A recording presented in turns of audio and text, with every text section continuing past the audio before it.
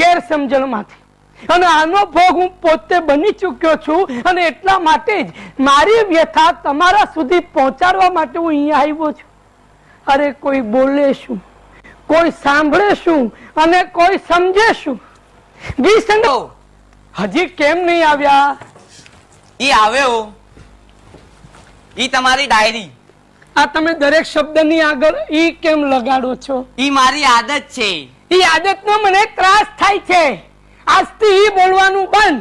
ઈ ભલે પાછું ઈ કોઈ દી નહીં બોલવું. હા, જો મારે બહાર જવું છે, મારું બ્લુ શર્ટ ઇસ્ત્રી કરાવીને લઈ આવો, જાઓ. પણ આપણું ધોબી તો દેશમાં ગયો છે. અરે તો ઘરમાં ઇસ્ત્રી કરી લો. એ તો ચાલતી જ નથી. અરે તો બાજુવાળા ચંદ્રેશભાઈ ને ત્યાં જઈને લઈ આવો, જાઓ. ઈ જાઉં છું. પાછું ઈ કોઈ દી નહીં બોલું. હા, સાહેબે કીધું કે ચંદ્રેશભાઈ ને ત્યાં જઈને ઇસ્ત્રી લઈ આવો, પણ સાહેબે એ પણ કીધું કે ઈ નહીં બોલવાનું. એટલે હું ચંદ્રેશભાઈ ને ત્યાં જાઉં અને એમની લઈ આવું.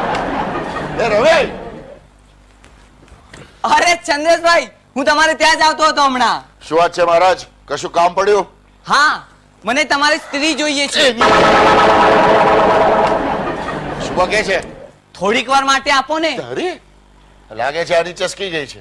હવે રોજ થોડા માંગીએ છીએ, એક દિવસ તો આપો. શું બોલે, શું બોલે? અરે થયું શું? અને મારે છે કેમ? અરે યાર, આને બોલવાનું કઈ ભાન નથી. તને ખબર છે શું માંગે છે? હા, મેં જ મંગાવી છે. હા, તમને તો ખબર છે ને મારી પાસે નથી. એટલે મારે ક્યાંથી મંગાવવાની? તો તું પાડોશી શું કામ?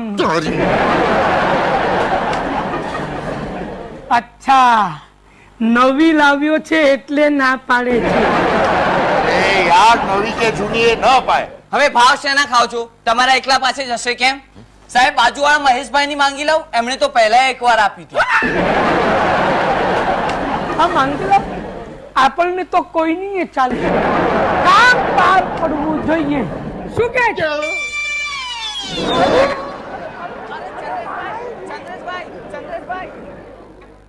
જોયું મિત્રો?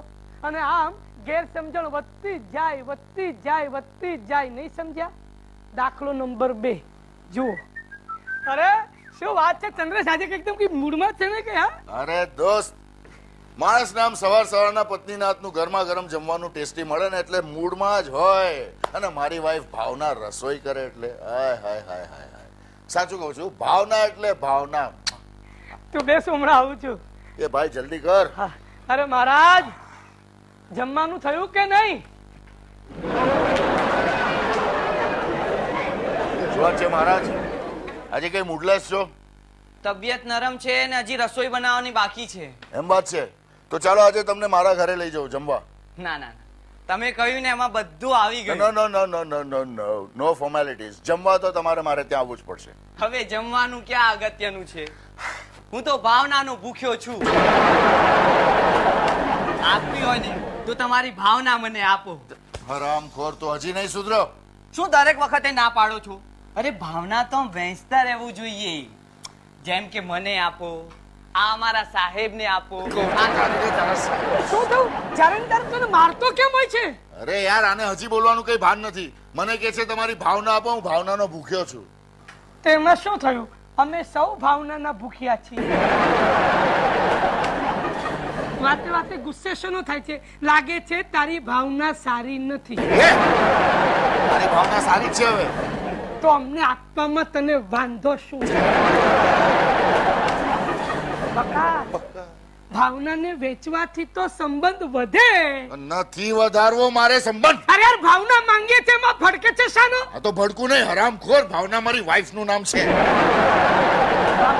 ભાવના એની વાઈફ નું નામ છે? ઓહ ચંદ્રેશભાઈ, હું તમારી ભાવનાને સમજી ન શક્યો. એટલે કે મારાથી બહુ મોટી ભૂલ થઈ ગઈ. મને માફ કરો, મને ક્ષમા આપો.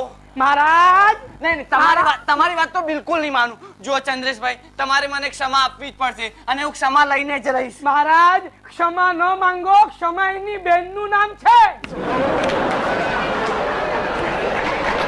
હવે ભાગો.